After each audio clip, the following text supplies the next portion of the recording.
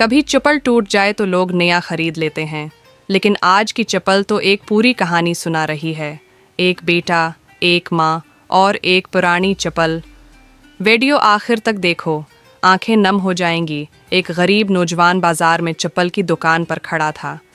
दुकानदार ने पूछा, जी भाई, कैसी चप्पल चाहिए?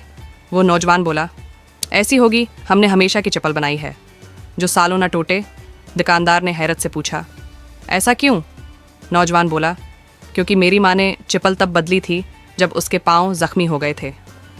सारी उम्र वो एक ही चप्पल पे चलती रहीं, और जब चप्पल टूटी तब भी मेरे लिए जौता खरीदा, खुद नंगे पाँव रहें। आज माँ नहीं रही, लेकिन वो चप्पल आज भी मेरे पास है। नौजवान की आंखों में आंसू आ गए।